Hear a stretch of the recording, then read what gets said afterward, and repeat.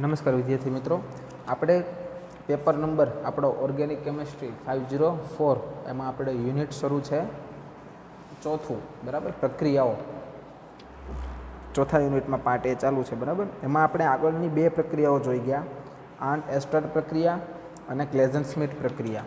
આજે આપણે ત્રીજી પ્રક્રિયા જોવાની છે, ડિકમાન પ્રક્રિયા. તો ડિકમાન પ્રક્રિયા શું કહે છે સિદ્ધાંત? તો ડાયબેઝિક એસ્ટરની આંતઃઆણ્વીય સંકલન પ્રક્રિયા થઈને ચક્રીય કીટોન નિપજ તરીકે મળે છે. આ પ્રક્રિયાને ડિકમેન પ્રક્રિયા કહેવાય છે. પ્રક્રિયા એ સંકલન પ્રક્રિયા છે જેમાં સંકલનકર્તા તરીકે સોડિયમ ધાતુ, સોડિયમ ઇથોક્સાઇડ કે પોટેશિયમ ટેરા બ્યુટોક્સાઇડ વપરાય છે. આ પ્રક્રિયા સામાન્ય રીતે 6 થી 8 કાર્બન ધરાવતા એસ્ટરમાં જોવા મળે છે, જે આંતઃઆણ્વીય ક્લેઝન પ્રક્રિયા છે. એના નીચેના ઉદાહરણો આપેલા છે. તો સૌથી પહેલાં તો તમને પ્રક્રિયા બતાવી છે આમાં તમને, બરાબર. જો અહીંયા એન તરીકે 2, 3 અથવા 4 હોઈ શકે છે, બરાબર. કારણ કે શું વાત થઈ કે 6 થી 8 કાર્બન ધરાવતા હોય તેવા જ પ્રકારના પ્રક્રિયકમાં આ પ્રક્રિયા જોવા મળે છે, બરાબર. સોડિયમ ઇથોક્સાઇડ સાથે પ્રક્રિયા કરાવતા શું થશે? તો 2 એસ્ટર છે, બરાબર. એમાંથી કોઈ પણ એક છેડા પરના એસ્ટરનું, બરાબર, એક હાઇડ્રોજન સ્વીકારીને તેમજ જે બીજી બાજુનો જો નિપજ તરીકે આપણને કીટોન મળે છે તો 2 મોલેક્યુલ આલ્કોહોલના અથવા એસ્ટરના છૂટા પડશે, અથવા તો 1 મોલેક્યુલ બાય પ્રોડક્ટ તરીકે છૂટો પડશે, બરાબર. અહીંયા શું થશે પ્રક્રિયામાં? CH2, બરાબર, કાર્બન સાથે ડબલ બોન્ડમાં ઓક્સિજન, અને અહીંયાથી C2H5O, બરાબર. અહીંયા આગળથી એક હાઇડ્રોજન, બરાબર, છૂટો પડીને અહીંયા આગળ 2 મોલેક્યુલ C2H5OH, બરાબર, આના પણ છૂટા પડશે અને અહીંયા આગળ કીટોનની રચના બનશે, બરાબર. જો તમને વ્યવસ્થિત પ્રક્રિયા નીચેની સમજાશે તો ડાયઇથાઇલ એડિપેટ છે, બરાબર. જો એસ્ટરના કેટલા છે? 2 એસ્ટર સમૂહ છે, બરાબર. શું થશે? સોડિયમ ઇથોક્સાઇડ સાથે પ્રક્રિયા થતાં આ કાર્બન પાસે 2 હાઇડ્રોજન છે, તેથી એક હાઇડ્રોજન તેમજ અહીંયાથી C2H5O અને આ એક હાઇડ્રોજન સ્વીકારીને તે છૂટું પડશે C2H5OH, બરાબર, ઇથેનોલ તરીકે છૂટું પડશે અને આ કાર્બન સાથે જોડાશે, બરાબર. આ ઓક્સિજન અહીંયા ડબલ બોન્ડ સાથે જોડાયેલો જ છે અને અહીંયા એક હાઇડ્રોજન ઓછો થઈ જશે CH, બરાબર, અને આખો એસ્ટર સમૂહ તો છે જ. એટલે એ આપણને નિપજ મળી 2 કાર્બ ઇથોક્સી સાયક્લોપેન્ટેનોન, બરાબર. અહીંયા તમને આખી ક્રિયાવિધિ આપી છે, બરાબર. સોડિયમ ઇથોક્સાઇડ સાથે પ્રક્રિયા કરવાથી એક હાઇડ્રોજન આયનો સ્વીકારીને, બરાબર, C2H5OH છૂટું પડશે. ઉપરની જે પ્રક્રિયા હતી, બરાબર, એમાં થોડીક પ્રિન્ટિંગ મિસ્ટેક છે એટલા માટે સમજાતું નથી પ્રક્રિયા, પણ અહીંયા તમે ક્રિયાવિધિમાં સમજી શકો છો કે અહીંથી એક હાઇડ્રોજન, બરાબર, 2 હાઇડ્રોજન છે, એક હાઇડ્રોજન સ્વીકારીને બાય પ્રોડક્ટ C2H5OH છૂટું પડશે, બરાબર. અને જો બીજો પણ એસ્ટર સમૂહ દૂર કરવાનો હોય તો તેનું પણ જળ વિભાજન દ્વારા તે છૂટું પડી શકે છે, બરાબર. અને આ કાર્બન સાથે જોડાઈને કીટોન બનાવશે, બરાબર. તો આ થઈ આ પ્રક્રિયાની ક્રિયાવિધિ. હવે એના ઉપયોગ આપણે જોઈએ તો 1-ઇથાઇલ પિપેરિડીન 4-ઓનની બનાવટ, બરાબર.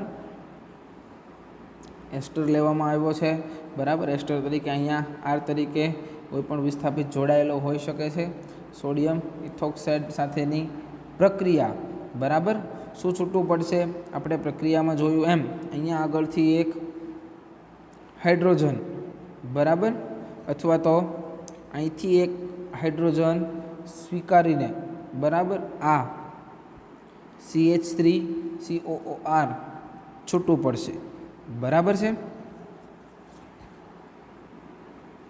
અને આ કાર્બન જોડાઈને અહીંયા આગળ કીટોન બનાવશે. ત્યારબાદ તેની જળ વિભાજન પ્રક્રિયા પાણીની હાજરીમાં કાર્બન ડાયોક્સાઇડ એટલે કે ગરમ કરતાં બરાબર આ COO છે કાર્બન ડાયોક્સાઇડ રૂપે છૂટું પડશે બરાબર, અને આપણને નિપજમાં કીટોન મળશે 1 ઇથાઇલ પિપેરિડિન 4 ઓન બરાબર. બીજું ઉપયોગ એનો છે પ્રાકૃતિક પદાર્થો કે જેમાં 5 અથવા 6 સભ્યોવાળા ચક્ર આવેલા હોય તેવા ઘણા જ પદાર્થોના સંશ્લેષણમાં આ પ્રક્રિયા ઉપયોગમાં આવે છે. દાખલા તરીકે આલ્ફા પાઇનિન, એપીએન્ડ્રોસ્ટેરોન વગેરેની બનાવટમાં જે એક સામાન્ય તબક્કો નીચે મુજબ આપવામાં આવેલો છે બરાબર. જો અહીંયા પણ એસ્ટર છે બંને બરાબર. શું થશે? અહીંથી એક હાઇડ્રોજન સ્વીકારીને બરાબર આ HCOOR છૂટું પડશે બરાબર, અને આ કાર્બન અને આ કાર્બન બંને જોડાશે બરાબર. અહીંયા આગળ હવે ફરી વખત પાણી સાથે પ્રક્રિયા કરાવતા આ પ્રક્રિયાને ગરમ કરતા બરાબર. અહીંયા જે COO જે છે એ હવામાં બાષ્પીભવન પામશે અને છેલ્લે આ R તરીકે જે કાંઈ હાઇડ્રોજન હતો તે આની સાથે જોડાઈને બરાબર આ નિપજ આપણને મળશે. પછીનું ત્રીજું ઉદાહરણ છે સાયક્લોઆલ્કેન 1,2 ડાયોનની બનાવટમાં. તો ડાઇથાઇલ ઓક્ઝેલેટ અને ગ્લુટારિક એસ્ટર બરાબર એસ્ટર. હવે બીજું કે શું થશે? અહીંથી C2H5O C2H5O બંને પાસેથી એક હાઇડ્રોજન બરાબર. કેટલા મોલેક્યુલ? 2 મોલેક્યુલ C2H5OH દૂર થશે બરાબર, અને આ કાર્બન સાથે જોડાશે બરાબર. જો બંને ઓક્સિજન એક ઓક્સિજન તો છે જ બરાબર, કીટોન બનશે બરાબર. બાકી આ એઝ ઇટ ઇઝ એસ્ટર હાજર જ છે. હવે તેની પાણીની હાજરીમાં તેને ગરમ કરતાં શું થશે? બંને એસ્ટરમાંથી કાર્બન ડાયોક્સાઇડ દૂર થશે બરાબર, અને એ CO2 તરીકે છૂટું પડશે અને નિપજ શું બનાવશે? સાયક્લોપેન્ટેન 1,2 ડાયોન 1 અને 2 બંને પાસે એક છે એટલા માટે 1 અને 2 બરાબર, કીટોન છે એટલા માટે ડાયોન. આ પ્રક્રિયા દ્વારા કેમ્ફોરિક એસિડનું સંશ્લેષણ કરી શકાય છે જે પરોક્ષ રીતે કેમ્ફરનું બંધારણ નક્કી કરવા માટે ઉપયોગી થયેલ છે. હવે એ પ્રક્રિયા પૂરી થઈ ગઈ. પછીની પ્રક્રિયા આવી છે મેનેજ પ્રક્રિયા બરાબર. સક્રિય હાઇડ્રોજન પરમાણુ ધરાવતા સંયોજનની એટલે કે કયા ketone, acid, nitro alkane, beta ketone, beta keto ester, beta cyano ester, formaldehyde અને એમોનિયા જેવા પ્રક્રિયકો વચ્ચે સંઘનન પ્રક્રિયા થાય છે. આ પ્રક્રિયાને મેનેજ પ્રક્રિયા કહેવાય છે. એમાઇન એ તેના હાઇડ્રોક્લોરાઇડ સ્વરૂપે વપરાય છે બરાબર. નીચે તેનું ઉદાહરણ આપેલું છે. કીટોન અને આલ્ડીહાઇડ તેમજ એમાઇન પણ તેનું કેવું સ્વરૂપ? ક્લોરાઇડ સ્વરૂપ બરાબર. એમાઇનનું ક્લોરાઇડ સ્વરૂપ. આ ત્રણેય વચ્ચે શું થશે? સંઘનન પ્રક્રિયા થશે. તો સ્ટેપ બાય સ્ટેપ જો અહીંયા CH3માંથી એક હાઇડ્રોજન બરાબર, ત્યારબાદ આલ્ડીહાઇડમાંથી એક ઓક્સિજન તેમજ આ NH છે ત્યાંથી એક હાઇડ્રોજન બરાબર, એ H2O તરીકે છૂટું પડશે બરાબર. અને આ કાર્બન સાથે અને આ કાર્બન બરાબર એ આ નાઇટ્રોજન સાથે સંયોજાઈને બરાબર આખી નિપજ બનાવશે બરાબર. 2 હાઇડ્રોજન અને 1 ઓક્સિજન છૂટું પડશે. યાદ શું રાખવાનું કે કીટોન પાસેથી એક હાઇડ્રોજન, આલ્ડીહાઇડ પાસેથી એક ઓક્સિજન તેમજ એમાઇન છે ત્યાંથી પણ એક હાઇડ્રોજન દૂર થઈને બરાબર આખી નિપજ બનાવશે. અને આ એક પ્રક્રિયાને શું કહેવાશે? મેનેજ પ્રક્રિયા કહેવાય. પછીનું પાછું ઉદાહરણ બરાબર. એમાઇન ક્લોરાઇડનું સ્વરૂપ, આલ્ડીહાઇડ અને આ પણ એમાઇન છે બરાબર. શું થશે? આ CH2 છે ત્યાંથી એક હાઇડ્રોજન બરાબર, અહીંયાથી આલ્ડીહાઇડ પાસેથી એક ઓક્સિજન અને અહીંયા એમાઇન પાસેથી પણ ફરી એક હાઇડ્રોજન, બરાબર, H2O છૂટું પડશે. અને અહીંયા આગળ CH3 ટ્વાઇસ નાઇટ્રોજન, અહીંયા પણ CH3 ટ્વાઇસ નાઇટ્રોજન, બરાબર. એના કેટલા મોલેક્યુલ થયા? અને બીજું આ CH3 ટ્વાઇસ N અને અહીંયા આગળ CH2, બરાબર. આ કાર્બન સાથે જોડાશે અને શું બનાવશે? CH2 CH3 ટ્વાઇસ N, બરાબર. હવે આ એક મોલેક્યુલ અને આના નાના જેવો છે બીજો CH2N CH3 ટ્વાઇસ, બરાબર. જો તમે અહીંયા જોઈ શકો છો, બરાબર. એવો એક મોલેક્યુલ અહીંયા પણ થયો, આ નાઇટ્રોજન CH3 ટ્વાઇસ CH2, બરાબર. એટલે અહીંયા આગળ મોટા કાઉન્સમાં ટ્વાઇસ કરીને લખેલો છે, બરાબર. બાકીનું જે આ જોડાણ છે, બરાબર, એ અહીંયા તો છે જ, બરાબર. એટલે આ સંઘનન પ્રક્રિયા થઈને આ આખી નીપજ આપણને મળશે, બરાબર. તમને કદાચ આ ટ્વાઇસ 2 વખત છે એટલે ન સમજાય તો શું થશે કે આ અહીંયા આગળથી ઓક્સિજન જતો રહ્યો એટલે શું વધ્યું? CH2, આ કાર્બન આ નાઇટ્રોજન સાથે, બરાબર. એટલે N અને એ નાઇટ્રોજન કોની સાથે છે? CH3 ટ્વાઇસ, બરાબર. આ થયો આખો એક મોલેક્યુલ. આના નાના જેવો છે એમ બીજો અહીંયા છે CH2N CH3 ટ્વાઇસ, બરાબર. અને અહીંયા પાસેથી પણ એક હાઇડ્રોજન દૂર થાય છે, બરાબર. હવે ત્રીજી પ્રક્રિયા છે કીટોન આલ્ડીહાઇડ અને 1 એમાઇન, બરાબર. કીટોન આવી ગયો, આલ્ડીહાઇડ અને 1 એમાઇન. એમાઇનનું કયું સ્વરૂપ? ક્લોરાઇડ સ્વરૂપ, બરાબર. શું થશે? સ્ટેપ બાય સ્ટેપ એક હાઇડ્રોજન, એક ઓક્સિજન અને એક હાઇડ્રોજન, બરાબર. આ NH2 છે ત્યાં આગળ NH, બરાબર.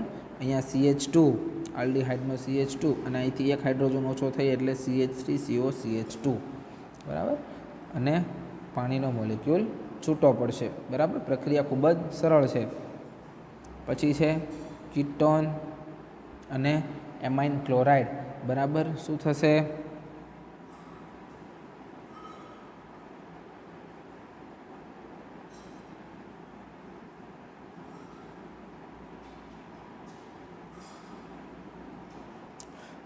એક હાઇડ્રોજન દૂર થશે એટલે જો CH3COCH2 અને CH3COCH2, બરાબર. આ બંને એકબીજા સાથે જોડાય એટલે એક સરખા કેટલા મોલેક્યુલ થયા?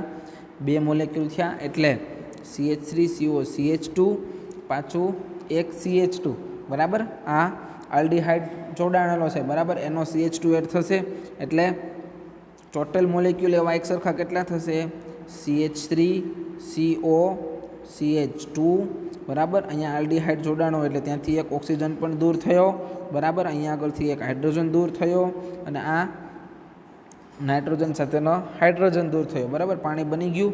હવે આ કીટોનની સાથે શું જોડાશે? આ પ્રક્રિયામાં ભાગ લીધેલ આલ્ડીહાઇડનો CH2, બરાબર. એટલે શું બન્યું? CH3CO CH2 CH2, બરાબર.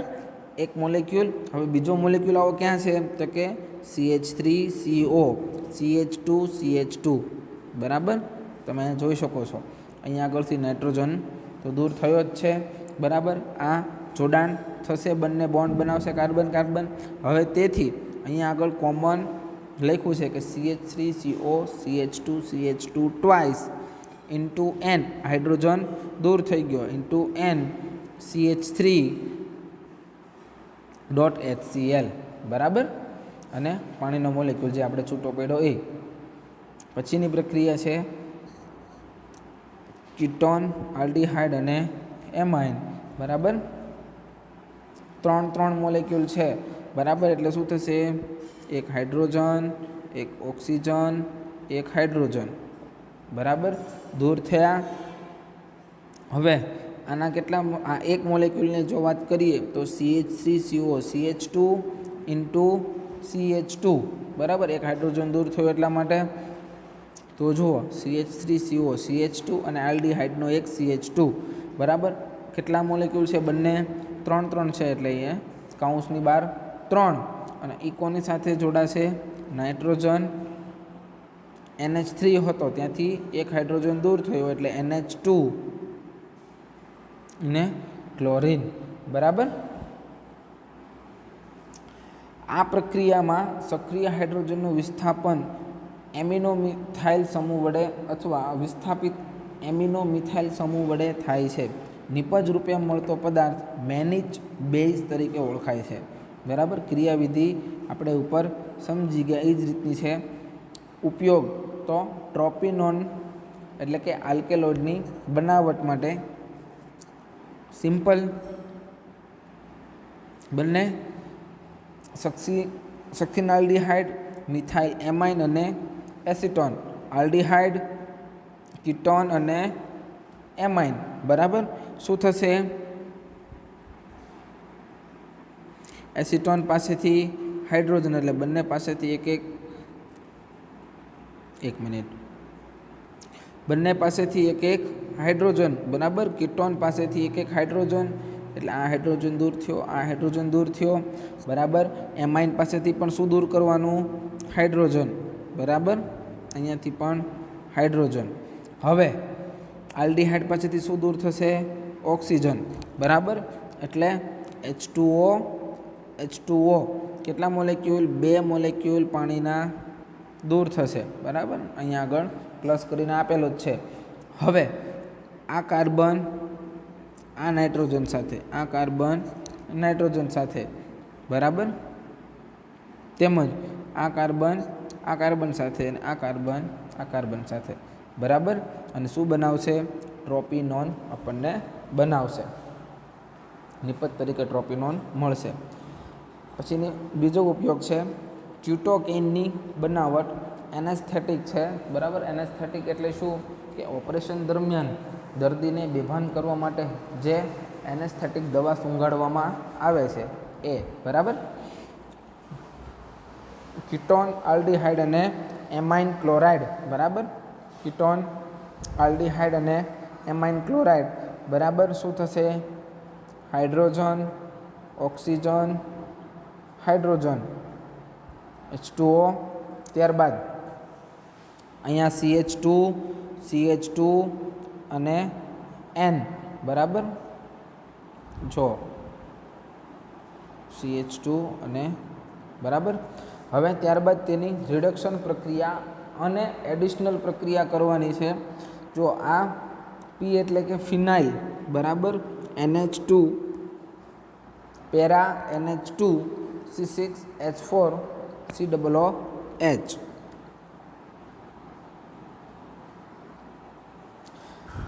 આ કાર્બન પાસે જે ડબલ બોન્ડમાં ઓક્સિજન છે, બરાબર, C ડબલ બોન્ડ O, ત્યાંથી એક બોન્ડ બ્રેક થશે, બરાબર.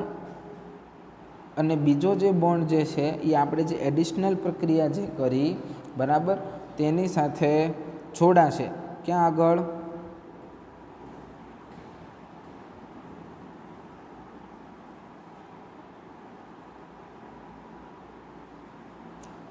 બરાબર છે. કાર્બોક્સિલિક એસિડનો મોલેક્યુલ છે ત્યાંથી એક હાઇડ્રોજન ક્યાં આગળ જશે? કે જ્યાં આગળથી ડબલ બોન્ડ બ્રેક થયો ત્યાં આગળથી, બરાબર.